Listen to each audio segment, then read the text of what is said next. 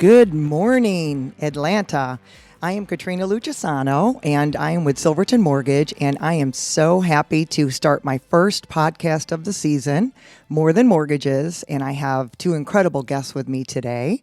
I have Amy Fuchs, who is with the FamilyHomesGa Team, and Bryan Bostic works with her. So, Amy, welcome, and if you don't mind, tell us about yourself. Well, thank you so much for having us today. We are the FamilyHomesGa Team with Keller Williams Atlanta Partners, and I am the proud leader of that team. We are a really strong real estate team built on relationships, trust, and results.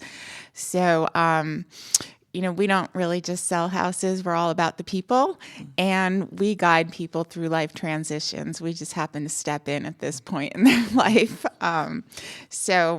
Whether families are upsizing, downsizing, looking for investments, whatever stage of life they're in, we're here to help. Great. And so, Amy, just real quick, tell us about your team. So when you say team, who's on the team? What's the team? Well, we have with me my partner, Bryan Bostic, that's here with us today. Say hi. Hi. Good afternoon, everybody. And he is head of our sports and entertainment division. Oh, cool. And then we also have a luxury division, which I head up. We have a resale division with Estrella Tile-Habert and Holly Call. Estrella also specializes in new builds. She just got a new certification in that. So we are the realtors on the team. Okay. And we have a client service specialist who is also a realtor, which is a huge advantage, Andrea De La Cruz. We have a closing coordinator, which gets us to closing, contract to close really smoothly, which a lot of people don't think about. That is Robin Felkel. And we have Jerry Fuchs and Gail Fuchs, part of our listing team, and they help us getting properties ready to list and for open houses and keeping your house ready and prepped. So that's pretty a lot. Big team. Yes, that's wonderful. We have you covered. Yes. Is there any area in particular that you don't do, I guess, or that you don't operate in? No, we do everything. Okay. We also actually just added a commercial arm with Catherine Umstead as well. That's great to know. Great. So this time of year, yes, it's spring around the corner tomorrow. Yes. But it's also, besides March Madness and the Masters coming up, it's homestead exemption tax time. So I know you have had personal experience with your property taxes, and it's a lot to navigate. I just received my bill, I know, this past week in Gwinnett County from the commissioner of, hey, get ready if you have any issues. Your assessments are going to be in the mail. So, Amy, could you share with us what your experience is and what you've learned from that? Yes, so I had a major dispute with the tax department last year where my assessment for my home came in well over $150,000, where I knew I could sell it for, and that is the largest discrepancy I've ever experienced. And I really felt that it was necessary to fight this on a strong level because that's going to affect my taxes going forward, right? I mean, house prices are going up; they're not going down. Right. At best, we can hope them to level off really in our areas. Well, not at best if you're a homeowner, right? We like that equity. But from a tax perspective, you're always trying to get your price value down to at least reality, right? So people get their letters in the mail, and most people know the very first thing that they can do is dispute that. They have 45 days from the day that they dispute it, and they receive that letter in Gwinnett County. The letters do go out in tiered groups, so people might get them like a week or two apart. I suppose they do that so they don't get all the disputes bombarded all at once, right? So once you see your letter, you do have 45 days to dispute it, and you can easily send in some information to help get that down. And the best thing to do is contact your realtor and get some information. So the first thing that we're going to ask you to do if you call us, and we're always happy to help, it's one of the things we offer anybody at no charge, is we're going to ask you to call the tax commissioner's office. You can actually email them and ask them to send you the comps they use to get your assessment. So we will look at those in depth and give you some reasons why your house is going to be different from those that you can use to help point out why your assessment should be different. We're also going to pull other comps, and what they're looking for is only comps that sold last year. Okay, so the whole year, not prior to that. Correct. Okay. So if you give them anything current, they just blow you off. Okay. So don't do that because it just annoys them. So if it's a listing, that's not going to count, only the closed sales? Correct. It Okay. has to be closed sales from the prior year. Okay. So we're looking at, we're in 2025. We want closed sales from January 1st to December 31st, 2024. Okay. If you provide them anything other than that, they're going to dismiss you. Okay. So, we can look up documents that were associated with those and see if they had new roofs, and you don't have new roofs. Like, we're looking for big ticket items that can make a huge difference. Why would a roof make a difference? A new roof, because it doesn't change square feet. Well, a new roof could cost $20,000-$30,000. So if you have a roof that's 25 years old and the comp that they're using has a brand new roof, that is a big ticket item Okay. that can make a difference. Wow. 30 years in the business. I didn't know that. Yeah. So we're looking for major big ticket items, major updates, not small, subtle things that we can help give you to present to the tax assessor as a dispute. And you can mail that in. You can upload it online. It's super simple, and we can show you exactly where that is when we come and talk to you. If you have a big dispute, and like I did, what I decided to do is get an appraiser to come out and appraise my house. That is going to be your absolute strongest resource in fighting your taxes. What is the cost? Do you know? Yeah, so the cost is going to be between $500 and $600. Okay. But Okay, if you're to save a talking lot, about sure. your taxes Yeah. for all of eternity Yes. of you living in that house, it can save you money over time. So it was worth the investment, since mine was such a huge tax difference, Yeah. right? Sometimes as your realtor, like, there's certain neighborhoods that we say, like, we're the predominant agents in. So we might even have an appraisal from a similar house of yours. We'll ask the property owner if we can give that to you. And sometimes we can save you that money if we sell in your neighborhood regularly, Oh, I and see, you yeah. can use that. And I've done that for other people, and it's worked successfully for them. Okay.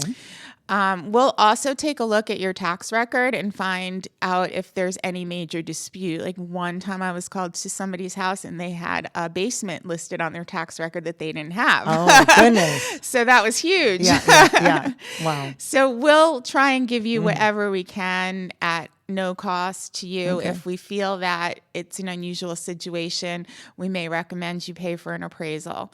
And then you send all that information in to be reevaluated.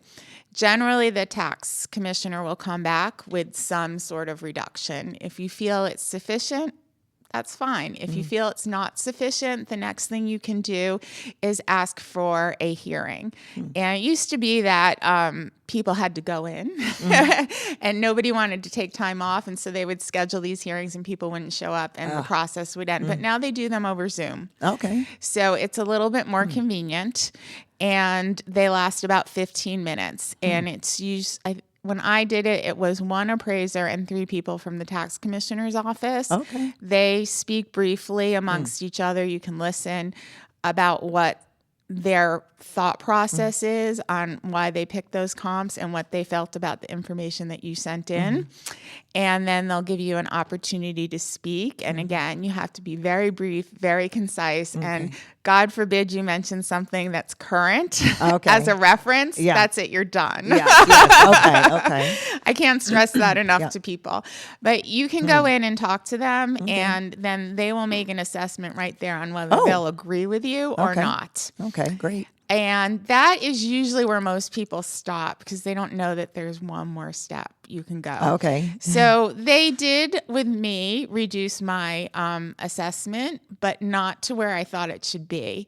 So I was still unhappy with the results. So I went to this third phase. And I know that nobody does this or knew about it because it's in small letters on the letter they send you. Okay. I already threw it out. So if you're I guess I really better not get it. reading it, you don't know. And then when I went there, so I asked for an in-person meeting with the tax commissioner Oh, to Miss Denise evaluate Mitchell, this, right? Yeah. So I went there for my assigned appointment, and I had everything I needed. I mean, I'm a realtor. I have all the resources in the world on top of my appraisal. And I showed up at my assigned time, and the people in the front office were like, "You're here for what?" So I explained it to them. I showed them my papers, and then they said, "Okay." And the actual commissioner or one of their assistants didn't know I was coming, but it just gave me a clue that people just don't know that they can go this far if they really don't agree with what it is. Right. And I walked in, we sat down at a conference room. She looked at my stuff. She said, "I completely agree with the appraisal." And Oh, great. we went to appraisal value. So it is time consuming, but it's a lot of money over time. And your Right. tax assessment is, I've never heard of it except for during the crash, ever going to go down. Right, right. So, they're going to build off of whatever today's assessment is in the future. And so you really don't want to constantly be too far over where you think you can really sell your house in the market. Right. Is it locked in, the appraised value that that they decide on once you do your challenge? Yeah. So if you challenge and accept their new price, you are locked in for 3 years. That's great, though. Yeah. Yeah. It's the only time you're going to be locked in. It used to Hopefully be. they won't whack you in year 4, You right? never know. But I know how to dispute it now. Oh, so that's good. You're not limited. Right. Okay, good. You can Okay. constantly dispute. Okay. So you're there. And otherwise, you get assessed, I believe, every 2 years Yeah. now. It used to be a lot longer. But then when the crash happened several years back, everybody was disputing their taxes. Okay. And then the prices went back up. And so the assessors decided to review that process a little bit and change the timeline so that they could have accurate, tax base. Yeah, so I guess just for our listeners, so when you receive your notice, you have 45 days to challenge it. And then after the 45 days, it is approximately, I guess that would be the middle of May? When do we get our assessment? And then the bill comes out. The bill It's usually comes delayed, not out until in at least in October. Gwinnett County in October, Yeah. and you pay it October and November if you want to do the 2 payments.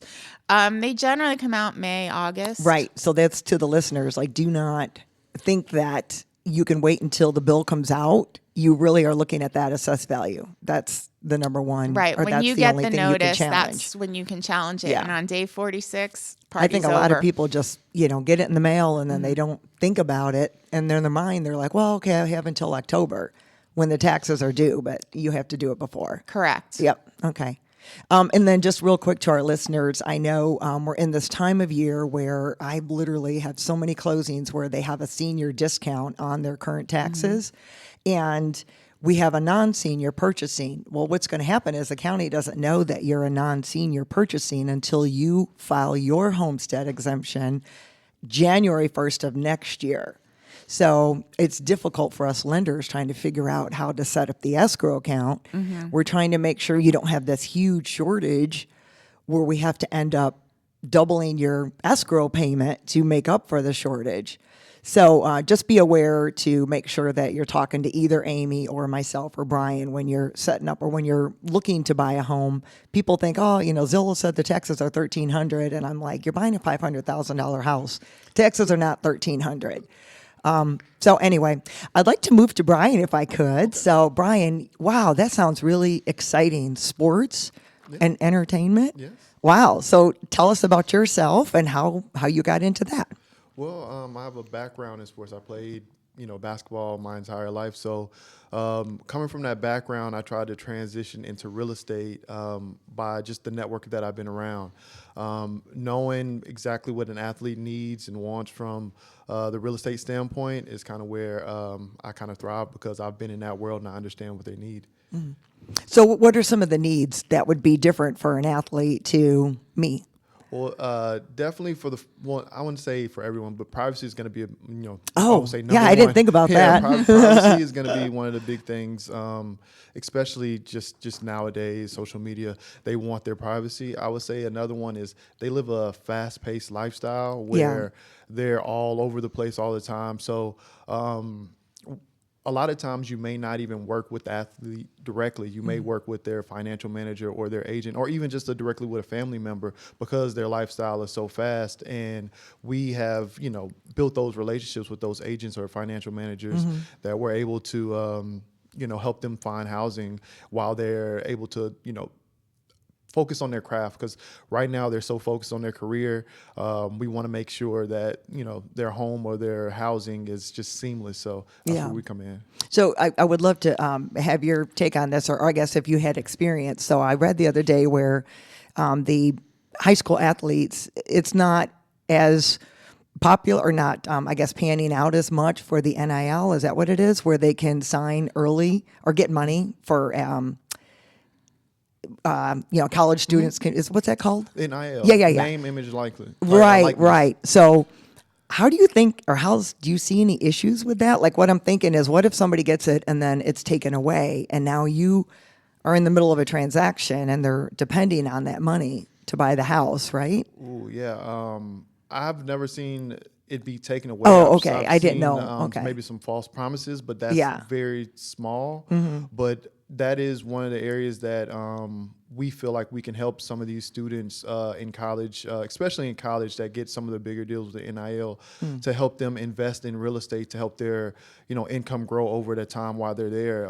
That I think that's going to be huge in being able to educate them on how real estate works. And I mean, they're getting big checks nowadays from these NIL deals. So I definitely think that we can help them explore and understand and educate them in the real estate market. Yeah. And I was just thinking, to add to that, I know if it's a single person, they can literally have their parents on the title, because maybe they're saying, well, I'm going to travel. And so if mom and dad have a smaller home and they want to upgrade and say, okay, well, we're all going to live together, and that way mom and dad are there to protect this asset. That's just, it's savings for that athlete, right? Yeah. That, your parents aren't going to leave you. It is savings, but not only that, I would think that what I've seen is a lot of times these athletes, they want their parents, especially if they're in another state or another city where they're going to school, they want their parents to be close to them. So when their parents come in town, they can buy a house or buy a condo. So when their parents come in town to watch their games, they have a place to stay. And again, that home or a condo is going to be building equity over time. Right. And, their parents have a place to stay. So I've seen that a lot too. Yeah, that is great information. I know, Amy, you started this In Focus program as well. So this is super exciting. I would love to have you, I guess, just tell us how you started it, what it's about, and then I'll kind of end it with my personal experience. Sure. So In Focus Plus is part of our entertainment division, and it's focused towards the entertainment and sports industry, where we provide furnished housing and on-site filming locations to property owners and athletes and actors, cast and crew, basically.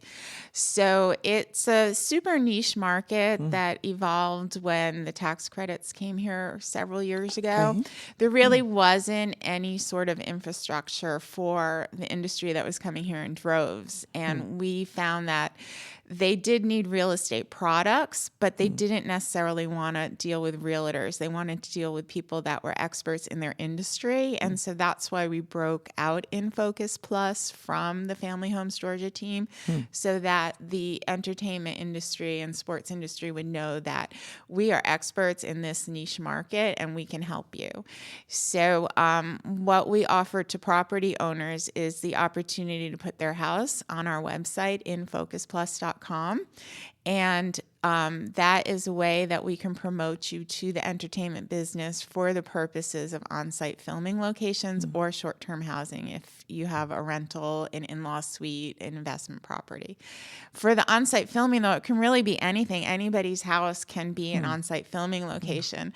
Many properties that are very traditional, cool homes with different looks, whether it's retro or uber modern or anything in between, can be a filming location. For a commercial or a TV show, there's an average of 18 to 20 filming locations in a 1 hour show of a TV series. Wow. So the opportunity out there is Had huge. no idea. Okay. Huge. Wow. So, and you can get paid anywhere from $500 to $5,000 a day on average for the use of your home. Wow. That's a lot easier than for an actor, right? Who's got to sit around for 12 hours. Yeah. You can leave and here you go. So, and Brian, you're the one who kind of coordinates a lot of that for Amy, or do you work? You both do. Okay.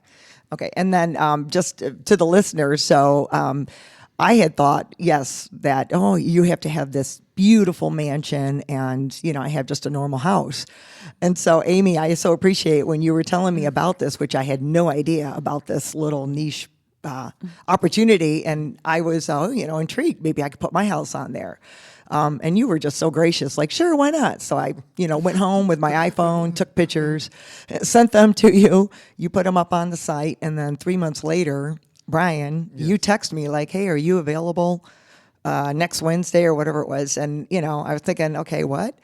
Yeah, this company wants to do a commercial, use your house. And at first I thought, oh, wait a minute, am I okay with that? And then I thought, well, let's just see what happens, Either what if they decide not to use my house? So I just figured I'd continue to play the game, or just see. And it ended up being an incredible experience. My neighbors they loved it. They were walking their dog just to take pictures of these 40 people crew out in front of my house. It was just incredible. What a wonderful experience. And so thank you for sharing that. And then Amy, thank you. She was able to come back out and do professional pictures because mine were not the greatest. So I'm looking forward to hopefully getting some more gigs. And I think to add to that, for home ownership, I have been telling a lot of homeowners that, you think you buy for you to have a roof over your head, for home appreciation, wealth building. But here's another side of it where you're just the excitement of, wow, my house is used for a commercial or a film. That is cool as heck. The neighborhoods, they love it because it's like you have now exposed your neighborhood to something that is desirable, so it helps to increase the value in the neighborhood, I believe, anyway. So what are you seeing on that side of it, Amy? I don't know if it helps increase the value of the neighborhood, but it certainly builds some excitement. We have had listings that we have previously used for entertainment purposes, and we will put a little note in there, fun fact, and it just makes your house a little bit more memorable when people are going out on a Saturday seeing 6 houses. Just like, remember that one that was on TV? So I do think it helps in that respect. But you're moving in, you have a mortgage of all these things. You may want to do an upgrade or paint or whatever. And here's a way for you to make a few $1,000s as you leave your house to go to work. So I just think that is such a fun thing. And I always think like, well, I wouldn't mind if Thor or Wonder Woman was running around my backyard. So, it just gets the creative juices going. It's fun stuff. Great. Well, I would love to, I guess, just have you both share what is your day-to-day schedule, if you don't mind. Because to me, back in the day, real estate agents, they weren't working until 11 o'clock because they had to work nights. Now with the time change, but lately, agents, at least what I see, you're having to be on call like almost a doctor, right? 24/7. So how do you navigate, I guess, when you have a team, and I'm sure there's lots of moving parts. What is your day-to-day time schedule for each other? You can go first. Yeah. We live off our calendar. A lot of things that are scheduled in place. So if we don't have time blocking out to do certain things, we can definitely go all over the place. So I think living on the calendar and having our meeting set up, having RadioX set up on our calendar that we're going to be doing this at 10 o'clock. So making sure that we're very scheduled and diligent in what we do, I think that's where it falls. Yeah. Now, Amy, do you coordinate the time or the schedules for everyone, or you have a master schedule for your team? No, we all have our own schedule. Oh, you have your own. Okay. So there's things that we do have team meetings so that we're in touch. Okay. With my team, we are a little bit different than most teams where I provide a strong mentorship for everybody. So if you are on my team and you call me, pretty much any time of the day or night, I will pick up the phone. Okay. All the time. Oh, that is good to know. Calls. Yeah. I do feel like a lot of teams, that's what happens is the main one, it's kind of, okay, they're in Hawaii or they're on vacation.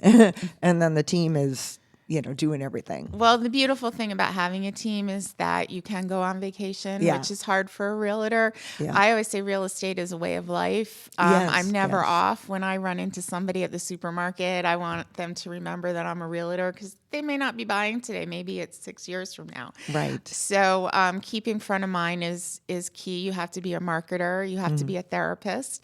And you have to be an expert in your industry. So, not all realtors are created equal, and we always want to stand above the rest on customer service, on knowledge, on contract negotiation, on what's happening in our area. I mean, I live in Duluth. I work in Duluth. Duluth is my primary hotspot. I'm mostly a listing agent, and I have 100% close rate. I've been in the business 12 years. I've never not sold a regular traditional resale house. Yeah. But I have the ability, because I am local and I am involved in the community, to build a lifestyle for anybody that walks into the home, whether your home is 200,000, 400,000, or 6 million.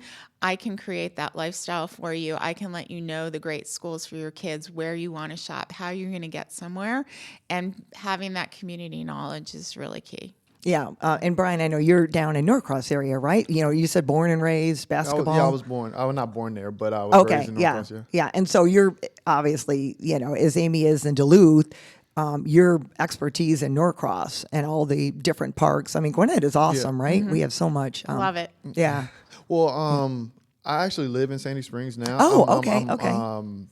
So I was, raised in Norcross. So I definitely, just like Amy said, I can tell you just about anything about Gwinnett just in general, because I've been here for over 30 years. So just knowing the ins and outs and knowing where you're going to eat and knowing where the good movies are, or movie theaters, and knowing where shopping is going to be, I think that, having that knowledge of Gwinnett gives me an advantage, especially in Atlanta. Yeah. I want to just also give a plug to you both, because I feel like lately, it's just been a real crazy last 3 years, and with the interest rates and, not as many homes on the market. And I have had many agents directly tell me that, look, I need this money.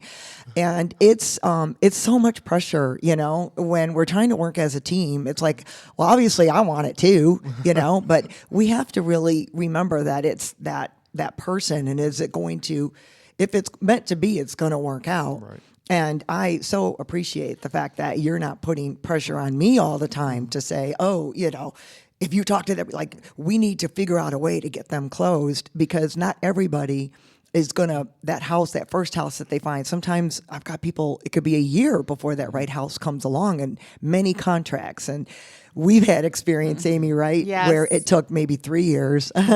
But when it's right, it's right. And then those, as I say, are friends for life, those clients. So thank you to you both for. Well, I think I just had a meeting yesterday before you chime in, Amy, where this person has met with, 3 or 4 people on our team, and they really said how we are client driven. And Yes. that really stood out to me, that to hear someone say that. And even funny to hear from you, to hear another agent say, well, I need this money. And Yeah. that's never, I've had never our 2 or mindset. 3 lately. That's Like, never that's our crazy mindset to of me. we want to do the best for the client. Yeah. And I think I couldn't even imagine saying that. I know. I was shocked when you said that. Yeah. Oh, I've had it. It's really Our sad. philosophy is Yeah. always do what's right, even Yes. when no one's looking, Right, and right. the rest will follow. Yeah. And we live our lives that way. Yeah. And our team is closed to most agents. We're very boutique oriented. If you don't have the same philosophies, you will not be invited to our team. Yes. We are looking to grow our team, Okay, but we good to find know. it hard. Yes. We find it hard to find the right agents, because we're very close. We all help each other. We all work together, and we all have to work under that philosophy of doing what's right for the client.